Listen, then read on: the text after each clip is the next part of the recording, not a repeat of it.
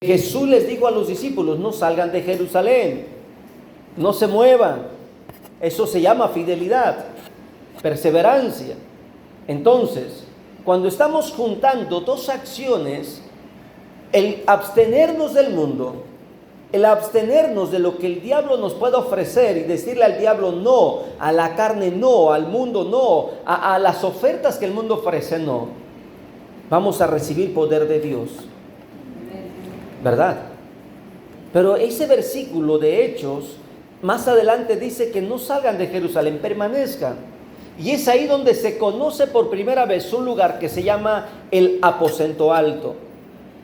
120 personas permanecieron ahí. Y sobre todos los 120 vino el Espíritu Santo. Esto habla de que coincide, porque al estar aislados, su mayor tiempo era estar reunidos, juntos.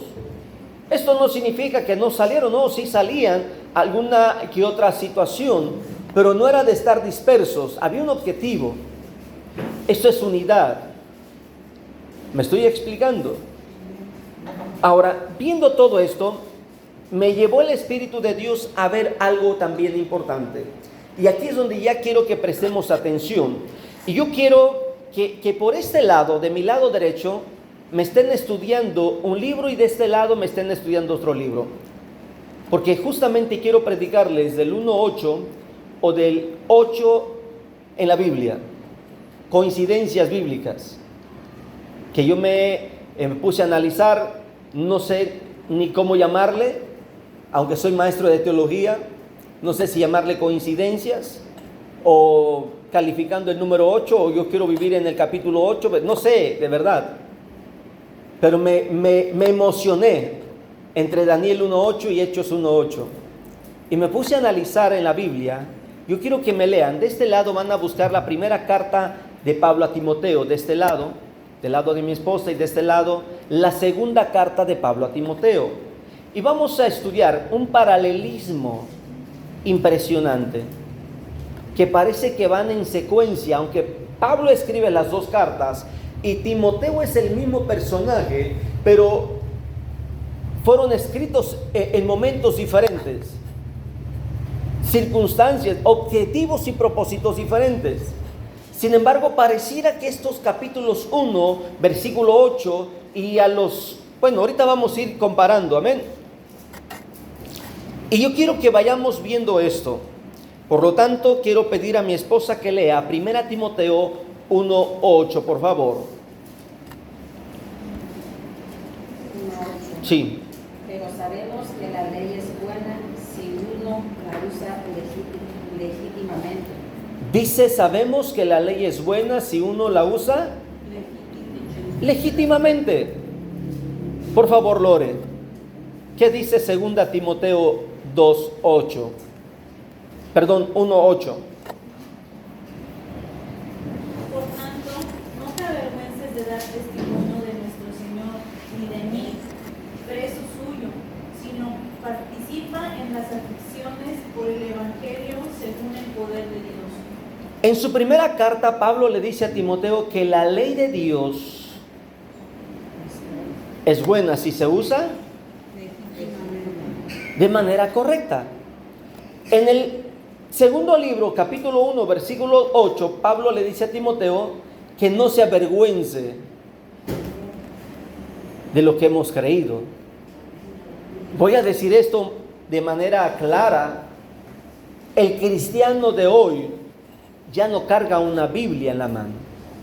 El cristiano de hoy ya no carga un testimonio contundente de su fidelidad a Dios. El cristiano de hoy le hace falta estudiar estos dos versículos. Vamos al el primer versículo de la primera carta, que es el versículo 8, dice que la ley de Dios es buena. Si nosotros aplicáramos los principios bíblicos para cada etapa de nuestra vida, ¿cómo sería nuestra vida?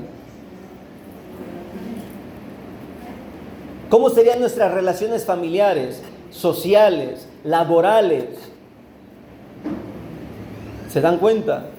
Por eso es que si combinamos el capítulo 1.8 y capítulo 1.8 de las dos cartas, nos dan una enseñanza que no debemos avergonzarnos y debemos usar de manera correcta lo que Dios habla a través de su palabra. ¿Me estoy explicando? Ahora, pasemos al siguiente versículo del capítulo 1, 8 versículos después, es un 16. Por favor, vida, de nuevo ahora el versículo 16. Pero por esto fui recibido a misericordia, para que Jesucristo mostrase en mí el primero toda su clemencia. Dice en la primera carta, hasta ahí, dice Pablo, por eso fui recibido a misericordia. Esto nos dice una verdad. Fuimos recibidos por misericordia. No compramos la salvación, no compramos la sanidad, no compramos sus promesas. ¿De acuerdo? No compramos lo que pensamos nosotros que podemos alcanzar. ¿Sí? ¿Qué dice segunda carta, capítulo 1, 16? Por favor, Lore.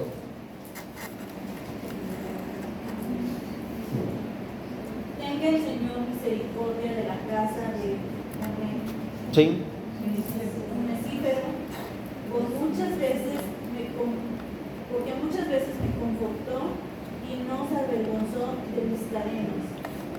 Esto nos habla de que el hombre llamado Onesíforo, no se avergonzó. ¿Qué podemos aprender de estos dos versículos? El versículo 16 habla de misericordia. Y en el 16 de la segunda carta también habla de misericordia. Porque la misericordia que Dios hizo con nosotros tiene que estar medida, reflejada, establecida de acuerdo a la misericordia que tenemos nosotros con los demás. Con la medida que nosotros actuamos y hacemos, seremos medidos. Como perdonamos, seremos perdonados. Como amemos, seremos amados. Como actuemos nosotros, Dios va a actuar con nosotros. No son coincidencias, no es algo que salió así como que digamos, qué chiripada con eso. No, son propósitos de Dios.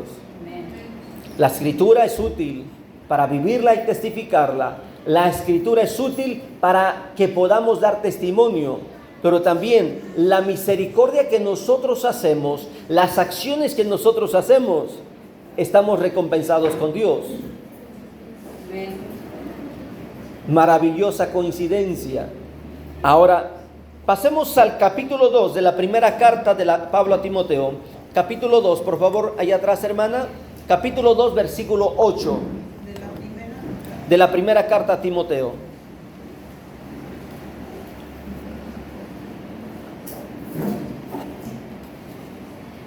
Mientras acá, ¿quién está con la Biblia? Hermana Lourdes, por favor. Segunda carta, capítulo 2. Versículo 8.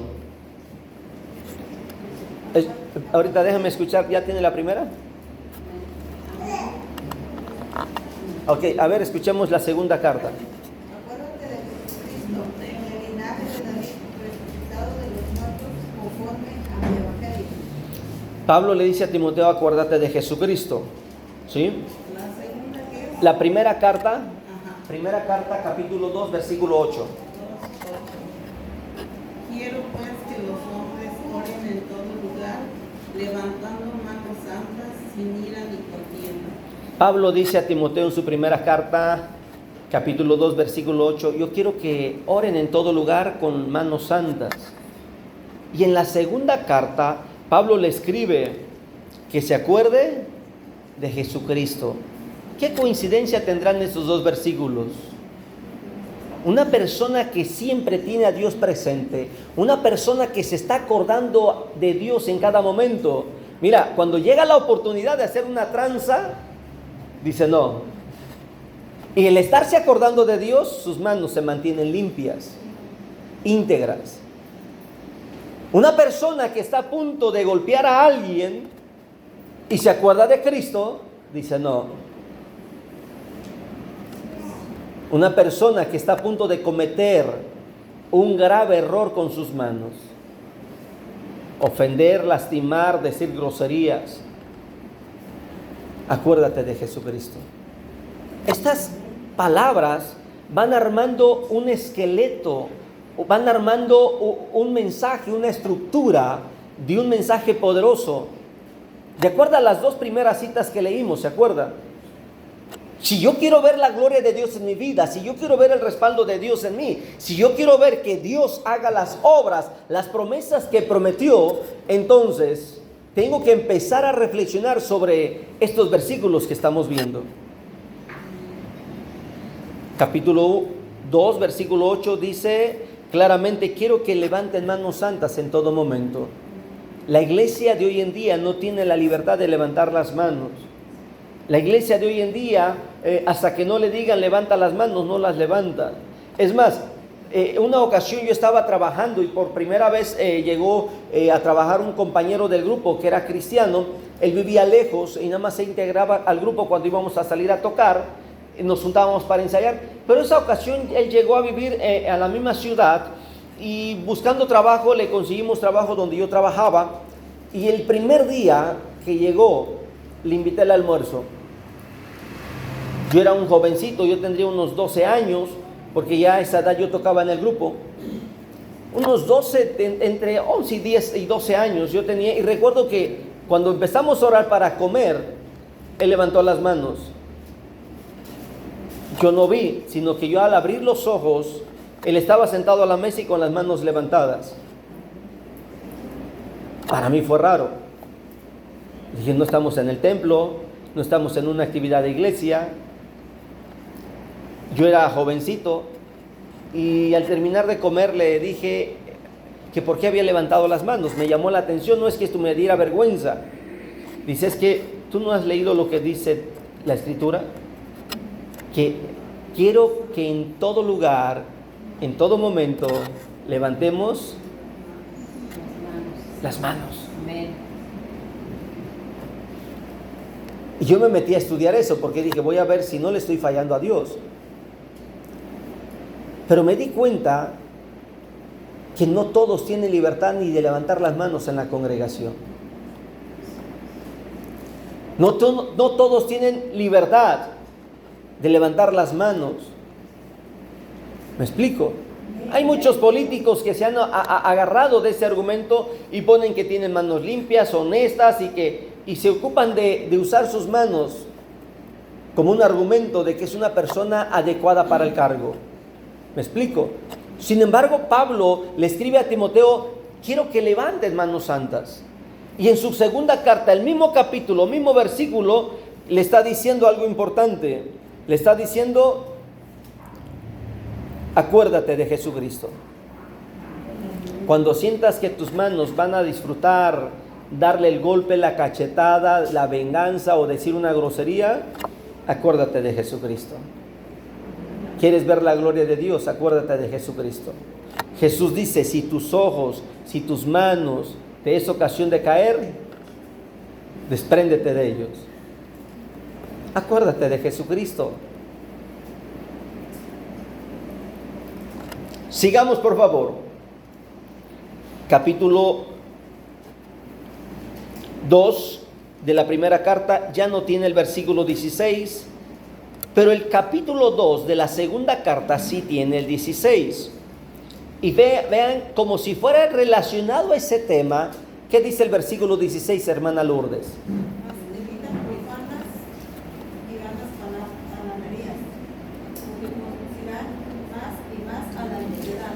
Acuérdese de Jesucristo cada uno de ustedes.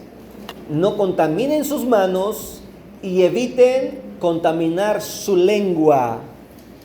Que cuando alabes a Dios, cuando adores a Dios, cuando glorifiques el nombre de Dios, así como tus manos deben de ser santas, tu lengua también tiene que ser agradable delante de Dios. Acuérdate de Jesucristo. Por eso les dije, no sé cómo llamarle, porque cada 8 versículos hay un mensaje que nos va dando Pablo. En este versículo 16, Pablo escribe, acuérdate, evita, no hagas tonterías. Pero el capítulo 2 tiene otros 8 versículos más. Al 16 le sumamos 8 versículos, nos da, ¿qué versículo? 24. ¿Qué dice el versículo 24, hermana Lourdes? Estamos hablando de puros 8 versículos, ¿eh? Sí, del mismo capítulo. Sí. El siervo del Señor no debe de ser contencioso, sino amable, para con todos, apto para enseñar, instruido. ¿Cómo tiene que ser el hombre de Dios? Aunque Pablo le escribe a Timoteo, Timoteo era un siervo de Dios. Quiero que comprendamos esto. Hoy todos somos siervos de Dios, todo cristiano es siervo de Dios. ¿Y cómo tiene que ser? No contencioso. ¿Para qué discutir por una bolsa? ¿Para qué discutir por algo que no tiene sentido? Nos vemos mal en la calle. Es que esa bolsa era mía. No, es que me ha tocado ver personas que en el carrito de las tiendas se equivocan y meten productos a otro carrito y al rato agarran el carrito y empiezan a discutir. No sé si a ti te ha tocado, pero a mí me ha tocado que yo agarro y mejor doy vuelta porque dije, me es incómodo estar presenciando una discusión así. ¿Qué les cuesta? Ok, si ya lo pusiste en el otro, vuelve a agarrar el producto del exhibidor y sigue con tu carro. Si ella o él no quiere el otro producto que pusiste por error, pues que lo deje en caja o que lo regrese. Hay que evitar cosas que ponen en mal testimonio nuestra relación con Dios. Me estoy explicando, nuestra conducta tiene que ser sencilla, humilde. Por eso es que el primer versículo dice, acuérdate de Jesucristo. Acuérdate de Jesucristo. Se te cayó un billete y viste que alguien lo agarró, ve, pregúntale si te lo puede devolver, y si no, acuérdate de Jesucristo. Ya se las dejaron a la persona, pero que Dios haga justicia. ¿Me explico? ¿Para qué pelear, discutir? ¿Para qué bajas el evangelio? Y que al rato digan, ¿ya a esa iglesia voy a ir? Llegamos estos días a cenar con mi esposa, saludé a un hermano y yo le miré a mi esposa la pregunta de ¿quién es este hermano? ¿Dónde lo vimos? Le digo, mira, no te preocupes, ¿te acuerdas que he platicado la historia de un hermano que le gritó a otro en la calle? Y que el otro era el diácono de la iglesia. Le digo, pues, él es la historia, le dije. Es que se le atravesó y el hermano le gritó y le dijo a su esposa, cállate, dice, es un hermano de la iglesia.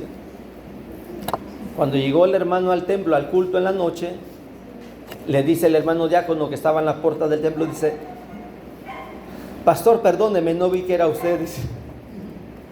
Había sido entre el pastor y el diácono en los gritos en la calle. Les hace falta analizar esto. Pablo escribe que el hombre de Dios tiene que tener un buen ejemplo. ¿De acuerdo? Estamos analizando los versículos 8 entre la carta del apóstol Pablo a Timoteo, la primera y la segunda carta. Ahora pasemos al capítulo 3. Capítulo 3, por favor, allá Subi, tienes a la mano tu Biblia, capítulo 3, versículo 8. Primera, Pablo a Timoteo, capítulo 3, versículo 8. ¿Qué dice? Y acá atrás, Lucero, por favor. Prepárate, segunda carta a Timoteo, capítulo 3. Segunda a Timoteo. Vamos a escuchar la primera carta, capítulo 3, versículo 8. Y de la manera que Jonás y Que Janes. De la manera que Janes y Jambres resistieron a Moisés, así también estos resistirán a la verdad, hombres productos de entendimiento reprobado en cuanto a la fe. Ok, eso dice, ¿estás en primera o en segunda? Primero. Estás en segunda, porque esa es la que te tocaba leer a ti. A ver, léeme por favor, primera. Ahora lee tú primera entonces. Los diáconos asimismo deben de ser honestos, sin doblez, no dados a mucho vino, no codiciosos de ganancias deshonestas.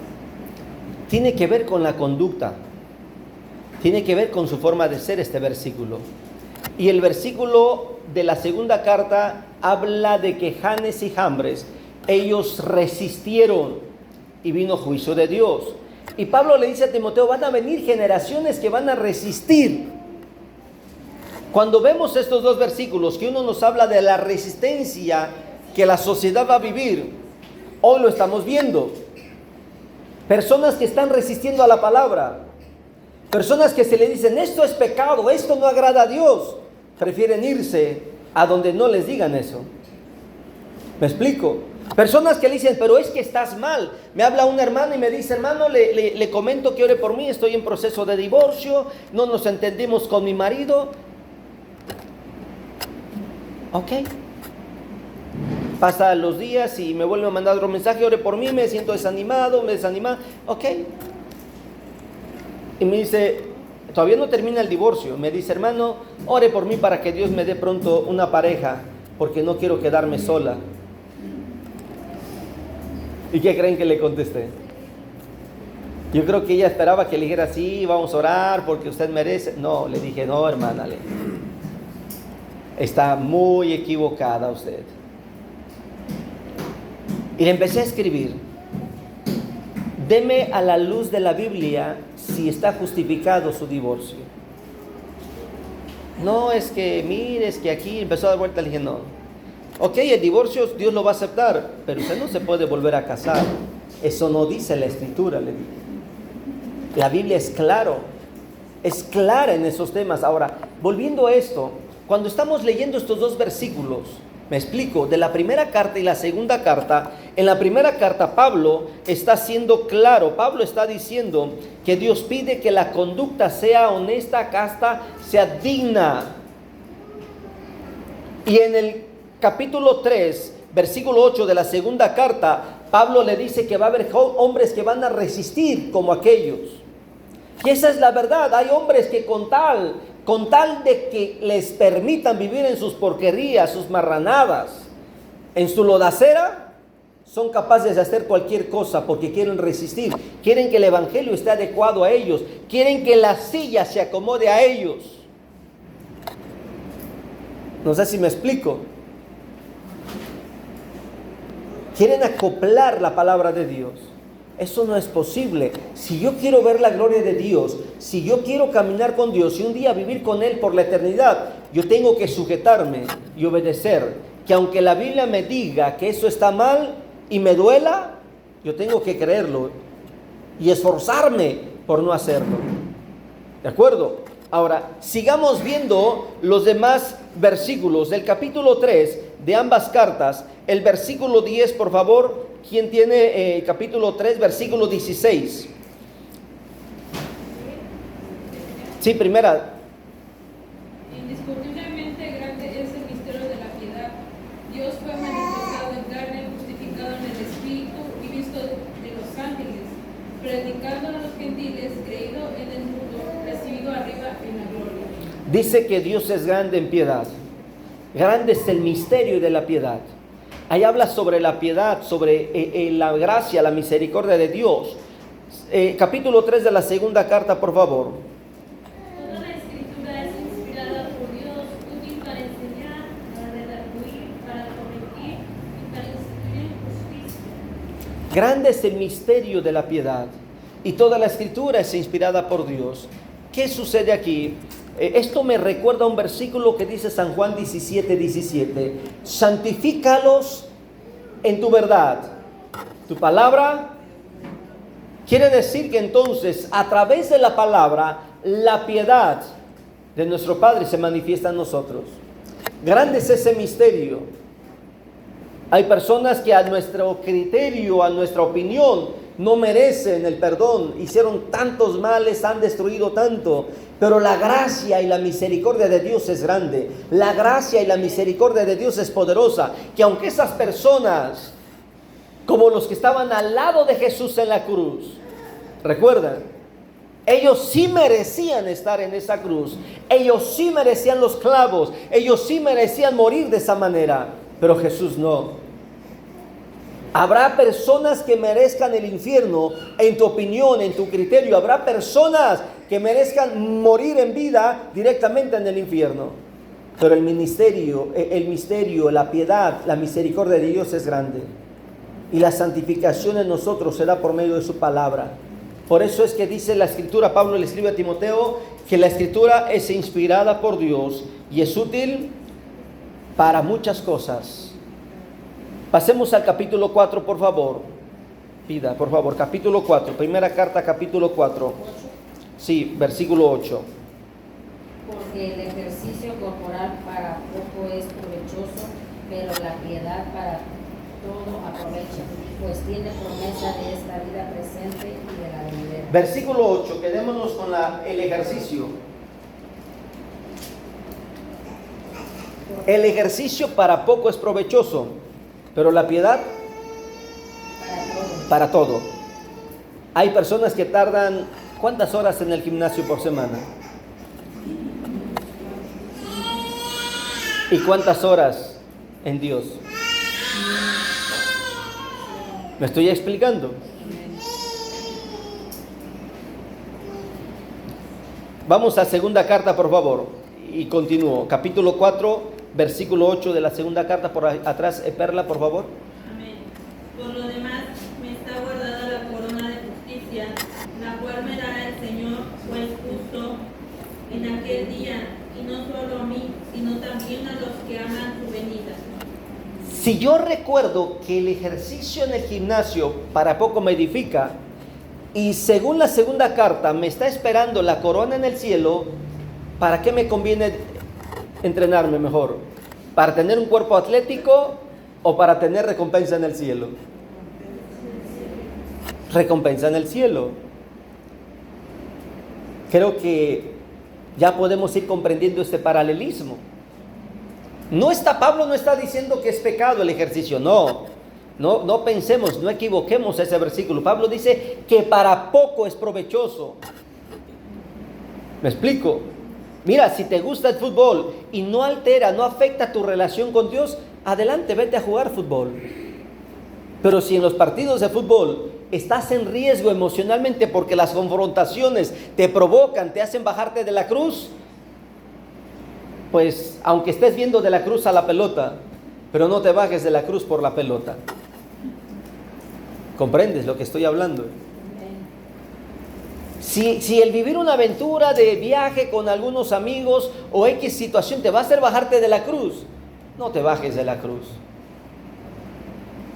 Pablo le escribe, el ejercicio para poco es provechoso, hay cosas más importantes.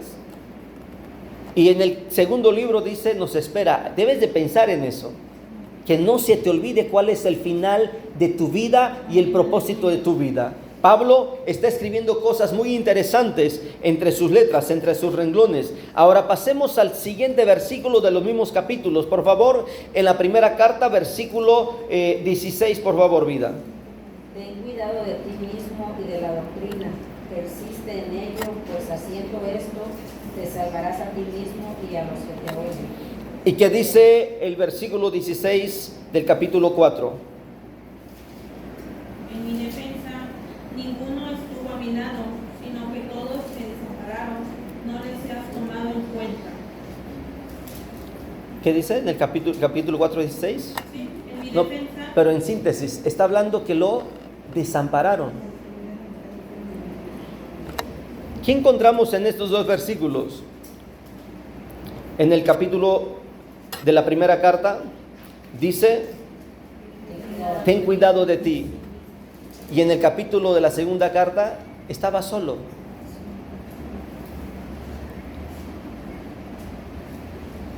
Hay un versículo que dijo Jesús, nos los deja ahí escrito. Deja de ver, lo voy a decir de esta manera, deja de ver la paja del ojo de tu hermano para que veas la viga que está en tu ojo. ¿Qué es una viga? Hay generaciones que ya no saben qué es una viga. Pero voy a usar ese término para los actuales. En la antigüedad, bueno, aunque todavía las vigas eran maderas fuertes, gruesas, macizas, que se ponían en las casas para soportar el techo. Era donde descansaba toda la madera, la teja, todo. Y aguantaban años. No era cualquier madera. El que sabía escoger una madera le duraba años. Las casas se podía, es más, había casas que tenían que cambiarles paredes porque se deslavaban los adobes, pero las vigas seguían buenas. Cuando Jesús dice, hay gente que le dice, no veas la paja que está en el ojo, te lo voy a decir de otra manera diferente, no veas la telaraña que deja cualquier animalito, primero mira la viga que tienes en tu ojo. A veces no es viga, a veces para unos es palillo que tienen en sus ojos, pero no lo ven, aunque les lastima. En ese sentido, hay cosas, hay acciones que no están bien. Cuando Pablo escribe esto, me recordé de aquello. ¿Sabes por qué? Porque va a haber momentos que estamos solos y debemos de cuidarnos. Ten cuidado de ti mismo, dice Pablo, y de la doctrina, lo que tú vives, lo que tú predicas, cuida, porque nadie va a estar contigo en los momentos que más necesites. El capítulo 4, versículo 16 de la segunda carta, hasta ahí podemos terminar de seguir mezclando los versículos 8. Pero mientras tanto la primera carta continúa dándonos grandes mensajes. Versículo 8 de cada capítulo. Y yo quiero que pasemos al capítulo 5 de la primera carta. Por favor, quedémonos con la primera carta, capítulo 5, versículo 8. Pablo dice algo claro. Pablo dice, sí, por favor.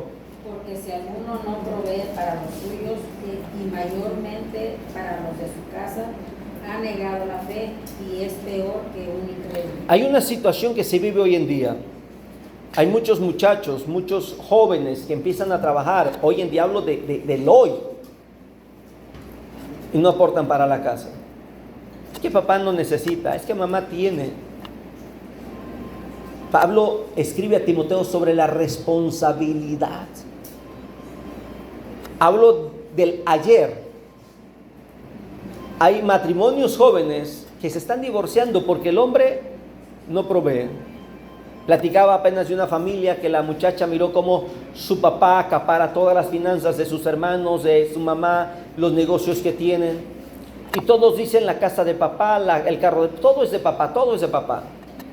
Ellos tienen una sola hija y esta muchacha se juntó con el joven, con su novio, y quedó embarazada y empezaron a hacer un proyecto financiero. El hombre tiene recursos, no necesitó de nadie más, tiene solvencia, pero cuando empezaron los negocios a hacer ya de ganancias, la mujer empezó a guardar, y pues hasta ahí al muchacho le parecía bien, quedó embarazada, estaba durante el embarazo cuando de repente le dice la mujer que le había entregado todo a su papá. Dice, ¿y ahora? ¿Por qué se lo dices? Dice, es que ese es mi papá, todo eso. Terminaron separándose. Porque la muchacha todo lo que ganaba lo llevaba para su papá. Cuando me habla él para que le ayude por el problema que tiene, le diera un consejo. Le dije, hay un problema que aunque tú insistas en vivir con ella, si ella no cambia de la modalidad, va a perjudicar tu familia, tus hijos. Al menos que hagas un compromiso financiero y te divorcies y te vuelvas a casar por bienes separados. Porque mientras sigas con bienes mancomunados, el que tiene oído para oír, dice la Biblia, que lo entienda. Hoy no hay generación que sea responsable. Por eso es que las ventas en internet se han multiplicado. ¿Y de quién crees? De personas que no tienen responsabilidad financiera. Jovencitos que se compran sus tenis, sus zapatos y nunca le dijeron a papá, mamá, oye papá, mamá, ¿qué falta en la casa? O aquí hay 100 pesos para las tortillas, aquí hay 500, aquí hay una parte de mi salario. ¿Me explico? Y todavía llegan a casa, reciben la beca, se dejan la beca y todavía le dicen a papá, dame para la escuela. Dame. ¿Y el dinero de la beca? Así. ¿Y el dinero? Pablo es claro. Pablo dice a Timoteo, hay que ser proveedor. Y Timoteo no era casado, No. Pablo es claro. ¿Sí? Versículo 16, 8 versículos después. del mismo capítulo, ¿qué le dice? Perdón, versículo 24.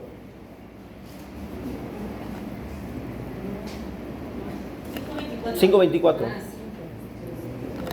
Los pecados de algunos hombres se hacen patentes antes que ellos vengan a juicio, mas a otros se les descubre después. Los pecados secretos se van a descubrir. Jovencitos, jovencitas me presentan un caso. Para mí es novedad todo eso. Me puse a investigar y cuando me encuentro en la investigación me doy cuenta que el 80% de las personas que viven con ese vicio son menores de 17 años. No digo el vicio, no digo la causa, pero está atrapando las mentes y los corazones de los jóvenes. ¿Me explico? Estoy en una casa, me encuentro con un muchachito, me le quedo viendo y le digo, a ver si vienes un ratito, quiero hablar contigo. Dije, sentí de parte de Dios hablar con él, sinceramente, Dios no me había hecho nada todavía. Dije, pero quiero hablar contigo, dame unos minutos. Le llama a su mamá y le dice al cuarto, has hecho algo mal porque el pastor Elías, Dios le muestra, y mejor dímelo a mí, antes de que el pastor hable contigo. El niño comenzó a temblar y le dice sí, y le confiesa lo que había hecho. Sí, hizo un caos. Ahora sí me mandan al muchacho a donde yo estaba para hablar con él llorando y suspirando. Me dijo, es que hice esto y hice esto. Oramos. Terminamos con mi esposa orando por su mamá y por este muchacho. Hay cosas en los jóvenes de hoy en día que un día van a ser descubiertos. Pablo le dice a Timoteo, cuida eso. Hay jovencitos que quieren la gloria de Dios. He visto jóvenes llorar delante de Dios, pero no sueltan su pecado. ¿Me explico? Hay jóvenes personas que quieren ver las promesas de Dios cumplidas, pero no sueltan sus vicios. Es que como en la Biblia no está prohibido, el Facebook no está prohibido, las redes sociales. Hay personas que tienen hasta 2, 3 cuentas de Facebook. Ya gracias a Dios que los algoritmos de Facebook ya están homologando las cuentas y están descubriendo cuál es la cuenta la correcta y cuál no es la correcta. Quiero continuar porque no quiero terminarme con los últimos versículos que tengo aquí en mi estudio. Quiero aprovechar esto porque yo sé que va a ser de beneficio para ustedes. Capítulo 6, versículo 8. ¿Qué dice el capítulo 6, versículo 8? Así que, teniendo sustento de abrigo, estamos contentos con eso. Hay que estar contentos con lo básico. Vamos a llegar al cielo. De nada sirve invertir en 10 casas, tener 10 carros. Dice la Biblia, necio, y todo lo que almacenaste, ¿de quién será? ¿De quién será? Hay casas que por fuera no se te antojan ni acercarte, pero cuando entras son casas dignas de una familia. Y hay casas que por fuera están elegantes, pero cuando entras prefieres comer en la calle. Dice Pablo que hay que conformarse con lo básico. Una prioridad importante es tener lo necesario, pero saber que nuestra vida aquí es pasajera. Versículo 16, por favor. Fíjese cómo dice también el 16. El único que tiene inmortalidad, que habita en la luz inaccesible, a quien ninguno de los hombres ha visto ni puede ver, al cual sea la honra y el imperio eterno. Amén. En esta escala, Pablo termina honrando el nombre de Dios. Pablo le dice a Timoteo, yo ya estoy para terminar, yo ya voy a morir. Hice mi carrera, ya terminé mi profesión, me voy a graduar, voy a titularme. Y Pablo termina en este versículo 16 alabando el nombre de Dios. Quiero reflexionar por último. Si yo quiero ver la gloria de Dios, si yo quiero ver la manifestación de Dios, primero dije, hay que ser como Daniel, que se abstuvo del mundo. Y si pudiéramos poner en una sola línea todo esto que hemos visto, lograremos aprender, lograremos retener y poder enseñar a otros que el corazón de Pablo estaba siendo movido por la voluntad de Dios para que nuestra conducta, nuestro comportamiento social sea adecuado, prudente y correcto y agradable delante de Dios. Porque nuestra vida es pasajera, porque somos solamente turistas aquí. ¿De acuerdo? En la mañana miraba, por accidente un video salió de que un artista famoso, gran conocido cómico de México, dejó una casa en Acapulco y estaba viendo sus imágenes. ¿Quién será el dueño de esa casa? ¿Quién sabe?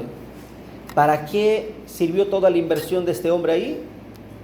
Para que alguien esté con problemas legales queriendo pedir el derecho de esa propiedad. ¿Me explico? No se llevó nada.